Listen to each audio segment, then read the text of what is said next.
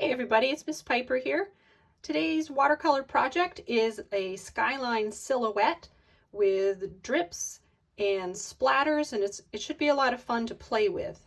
So the technique we're going to learn today is gravity, using gravity to paint with. This is the Venice Skyline. We may be able to recognize it. This is a scene of the White Mountains, and this is Portland Lighthouse. So the thing about these that's distinctive is the silhouette. You can tell what it is, even though there's really no detail in the major part of the painting. It's just the silhouette that you can see and pick out the distinctive features in. So you definitely don't have to do what I'm doing here today, which is going to be the lighthouse. I want you to think of a distinctive silhouette that really means something to you. Maybe it's someplace you've traveled to and you loved. And it doesn't have to be buildings, as I've shown you in this one. This is a scene from the White Mountains. I love to hike there. And I just love the ridge line. So you can definitely do mountains, or anything that you can see a distinctive silhouette on, you can use to make this painting. So go grab yourself a reference photo if you want to do something other than Portland headlight. All right, let's get started. For today's project, you will need your watercolor set, some newspaper to put down over your work surface. It could get a little messy. Your water dishes, a white birthday candle if you'd like to preserve some white areas that might be harder to preserve otherwise, brushes, pencil with eraser, paper towel, your watercolor paper, and whatever reference photo you're going to be using. You're welcome to use mine. Let me just give you a little close-up here in case you do want to do the lighthouse. Okay, so if you want to pause your video here and do a drawing of that, you're welcome to. Otherwise, let's get going on our project. Okay, so the first thing we want to do is decide on what details we're going to keep and which ones we're just going to let go. So details that you might want to keep are ones that make the silhouette of whatever you're painting very distinctive. For this particular picture, I think it's the lighthouse that really makes this a distinctive, recognizable silhouette. So I'm going to preserve some little details in here, and I've already sketched mine out, and you can see that most of the details of the original photograph I took are gone. You can see that I just basically did the silhouette, but I have preserved some details in the lighthouse, and I've added some seagulls over the top here. Now, this is going to be a loose, wet, watery wash kind of painting. So I'm going to preserve some of my whites with my birthday candle. Now, if you watched the previous video that I did on wax resist, you'll know to have a birthday candle and just fill in any area that you want to preserve as white. So I'm just going to go over the seagulls. Be careful of those pencil marks, because once you go over them with a wax, they are in there too. But I think these seagulls would be hard to preserve otherwise. I'm also going to fill in this little window that's on the lighthouse. I'm going to just make it a lot easier for me to paint. And I'm going to do these little tiny windows here, although I'm going to try and go around them. It might help me, though, just to kind of preserve those.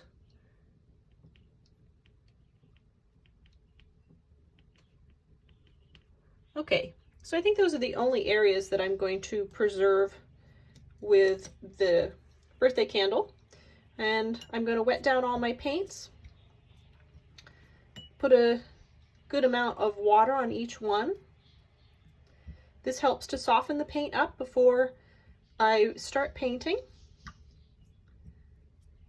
And at this point, I really want to think about what is my color plan. What colors do I want to use? Am I going to use realistic colors? Am I going to just do all kinds of colors? Am I going to do a color family? How do I want these colors to look together? So it's always good to have a color plan in mind. You might even do a small sketch for yourself in color so you can decide how you want it to look. The next decision you need to make in your painting is whether you're going to have the sky be white, like this one, or are you going to have the sky colored, like this one? So I think I'm going to show you how to do the sky with a color, and we are going to use gravity to help us paint. But the first thing we want to do is wet down the sky area. So I want a fairly big brush for that, the biggest probably you have. And I'm just wetting the paper down, carefully following that skyline. Just remember that any place that the paper is wet, the paint will run. Any place the paper is dry, the paint will move around.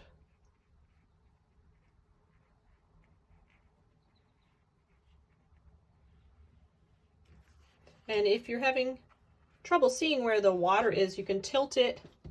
See if you can see on where it's shiny, that's where it's wet. So you can control about where you're going to have the sky.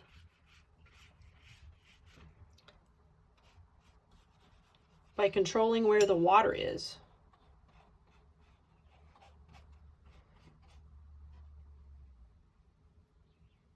And I'm just going to go right over those seagulls because I've already preserved that with my birthday candle.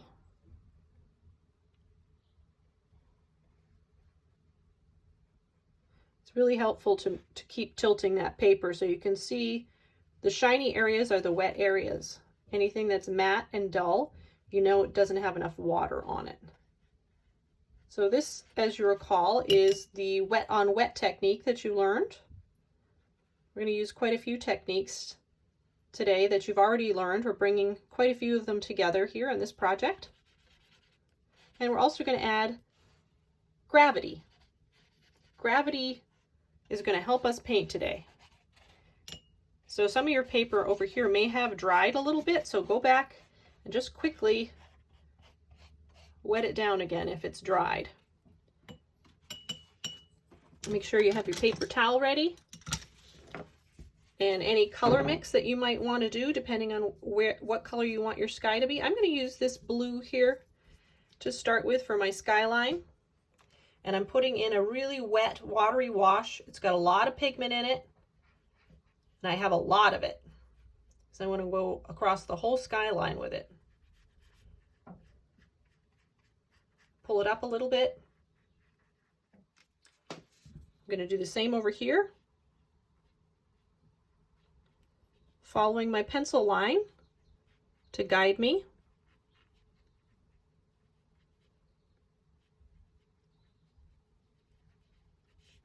Maybe pull it up a little bit. All right, now we're just about ready to use gravity to help us paint. I find this very helpful for skies. And I can see that that paper is a little bit dry there, so I'm going to rinse my brush and wet that paper down over there a little bit. All right, now I'm tilting my paper, as you can see. Got about a 45-degree angle on it. And you can see the paint start to run. And I'm just going to help it along, get into every place that I want it to.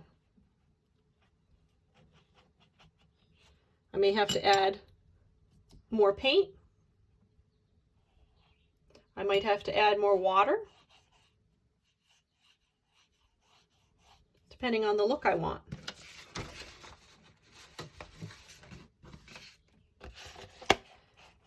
We're getting a nice bloom over here. I might want a little bit more blue sky right at the top. So I'm just adding it right in to that wet watery wash I put in before.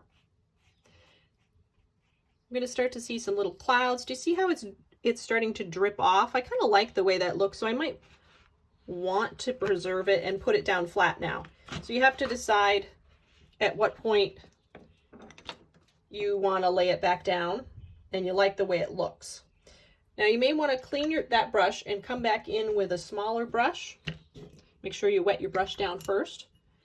Dry it off on the paper towel, and then come back in with that same wash that you had before and maybe just clean up some of the skyline that didn't quite come up to the pencil marks. Got a few places that are like that.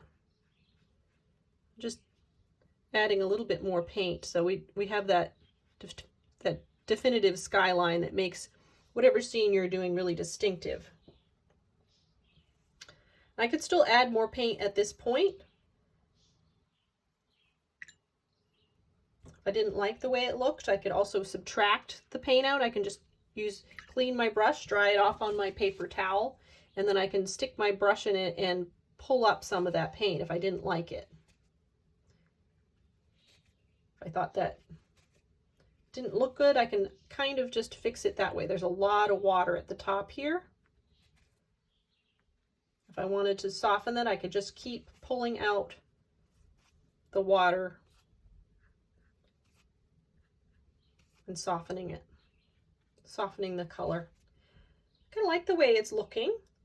I do think I would like a little deeper blue at the top, and it's still plenty wet that I could still add more blue at the top.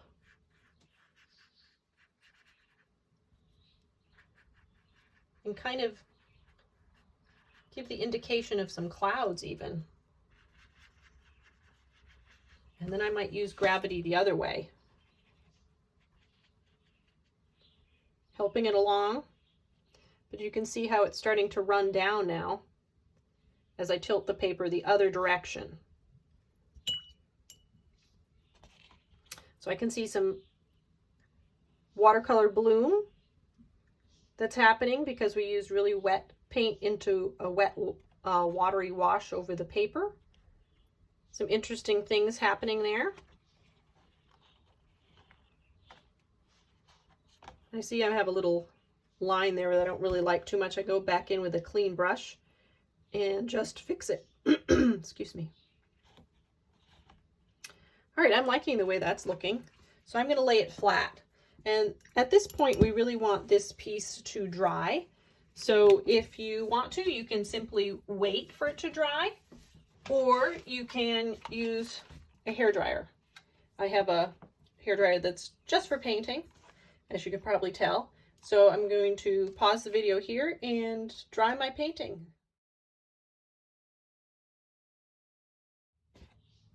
Okay, my painting is dry now, and I'm ready to start working on this part of the painting. And I'm going to wet down this whole area down here. And you can kind of control where the paint goes by which areas are wet. And sometimes you want it to drip down. And if you get enough paint and you tilt it using gravity, that's going to happen. So we're going to use those two techniques together right now. So I'm going to use a big brush.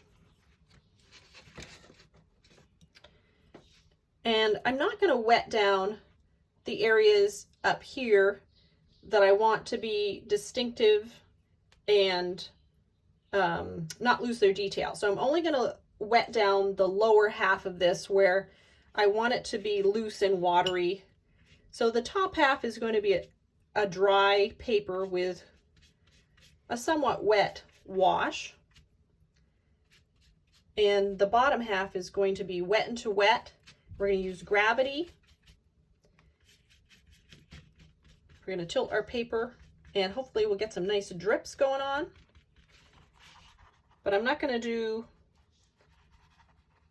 where I want it to be distinctive and keep the detail. I'm going to do a dry brush. So this is where I'm going to want to mix up paints and have quite a bit, so I may make sure I don't run out in the middle of it, depending on what colors I'm using. I'm going to use some blues here. I'm going to want this beautiful dark blue. I'm going to mix up quite a bit of that. Make sure there's lots of pigment in it, because when your paper's already wet, the color tends to diffuse out and look a lot softer than maybe you had originally hoped it would be. So make sure you get a lot, you're mixing it. See how I'm keep stirring that water in there? You get a lot of paint mixed in with your water.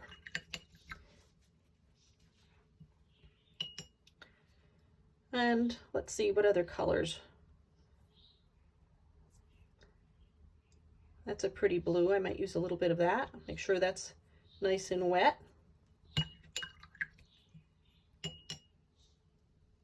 And if you want to mix up your own colors, that's awesome too. I might want to mix up a little bit of this purple. I have a really deep color. So you think about your values too as you put this together. Make sure you have a range of values, that you have some colors that are lighter and some colors that are darker. So I'm going to mix that purple with that blue I have mixed up already. Okay, I like that color.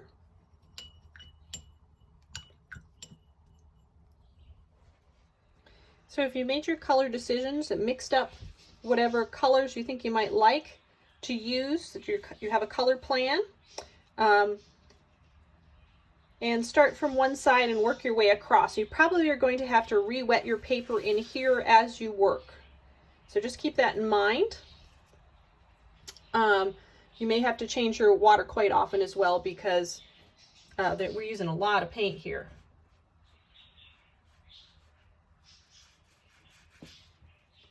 So I've wet down my paper down here again. I'm going to use some of that purple I mixed up before. I'm letting it bloom into the section below. It'll let it run a little bit. Hopefully get some nice drips going.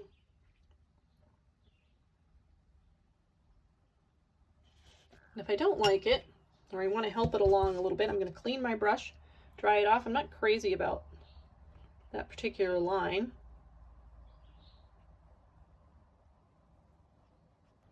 But you see it hit the dry paper, so now it's starting to stop there. See if we can get a nice drip right there. I can keep adding paint and it will drip down. Oh, there we go. It's good that I got that newspaper down there. Got some nice drips happening.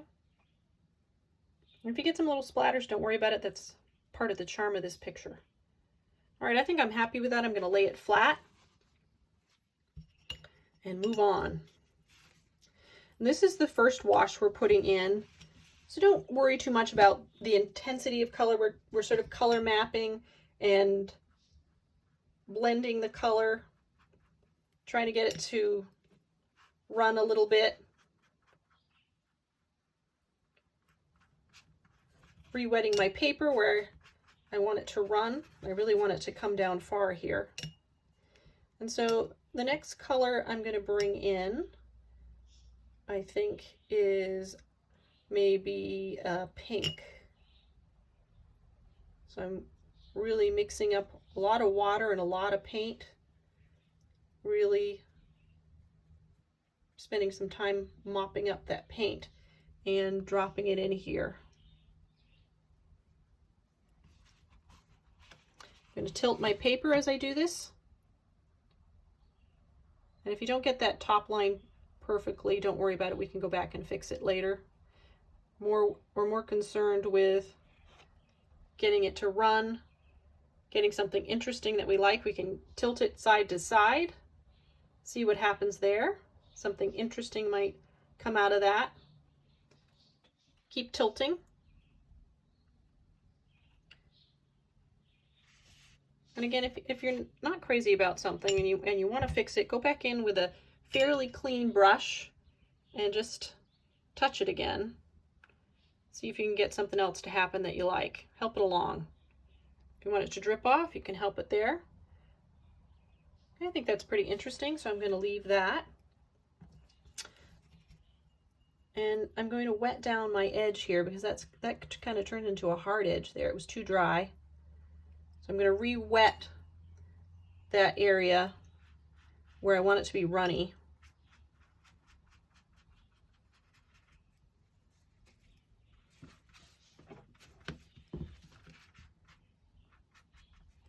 And this time I'm going to go in with kind of a yellowy, sorry, orangey brown color for my lighthouse. I pull that down. I use my birthday candle over that little window that you see in the lighthouse.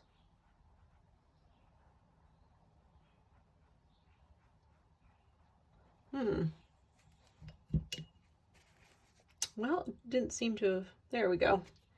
Just stuck there for a minute. And I'm going to help it along. Really need to clean my water. It is dry up here. So remember, I didn't add the wash. So this is more of a dry brush technique up here because I wanted to preserve my detail.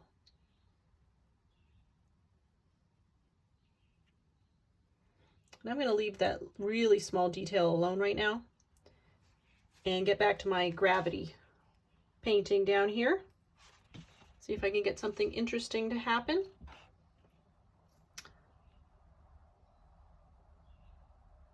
I think I like it right there, so I'm going to put it back down. And this water is really too dirty. It's affecting what color looks like on my paper, so I'm going to change over to a clean water. And I'm wetting down wherever I want the paint to run. Not right up against my pencil outline though, because I want to keep that nice and sharp.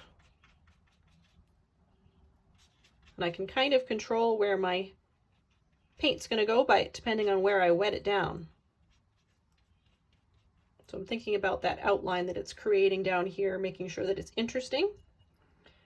Okay, let's see. Maybe I want to do I think I want to do maybe this peach color. And I really should have wet that down before.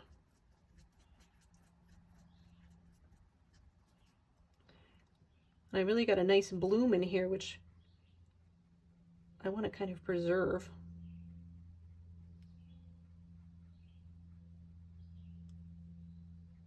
Get my little chimney stacks. Again, don't worry if that's not perfect. We can go back in with a little paint later on and fix it.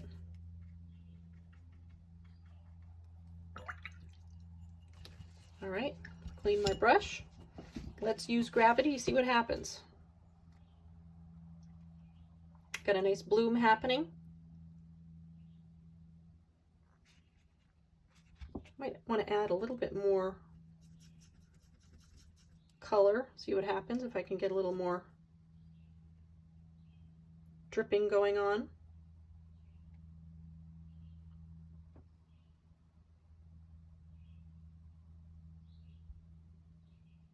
Okay, I think I'm happy with that. I'm going to lay it down. And for my last little bit here, I think I will use a blue.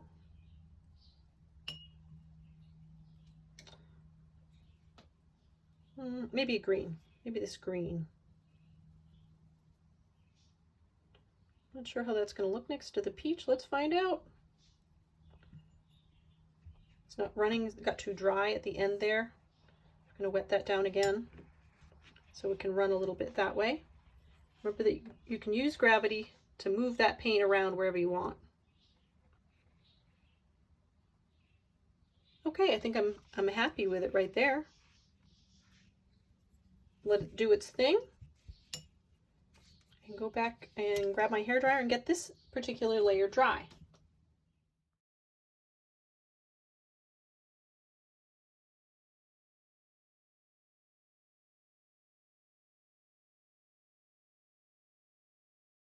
That layer, and I'm ready to go with my next layer, and I'm going to use a dry brush technique on the lighthouse top where I'm preserving that detail and I don't want my paint to run. And then I'm adding water just beneath that section and letting it run down just like we did in the first layer. But the one difference is I'm really preserving that silhouette edge and then wetting down just beneath it and letting it run. So I'm putting in the paint first and then wetting the paper beneath it to let it bloom out and run beneath it. So I've really preserved my edge by going in with a dry brush and then wetting down afterwards.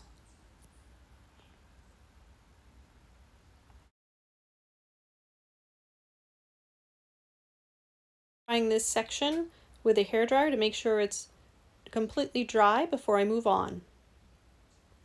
So now my next layer is dried and I've added some splatters on here, and I'm going to do a few more just to show you how I do that. So I'm going to make sure I have a watery wash with lots of paint mixed in, and then I just use the side of my finger and just tap. Put in some nice splatter. So I've got a really loose, wet, watery watercolor painting happening here. I hope you really enjoyed it. And that's it for this project. Hey, thanks for joining me for Watercolors for Teens. I've loved creating these projects for you. I hope you learned a lot from them and are well on your way to falling in love with watercolor as a technique. River Tree Arts is also having a art contest. It's still going on. The deadline is August 1st, so make sure you get your projects in before then. And if you'd like to contact me directly and show me your artwork, I'd love to see it. My email is piper@rivertreearts.org. Okay, guys, have an awesome summer, and I'll see you soon. Bye-bye.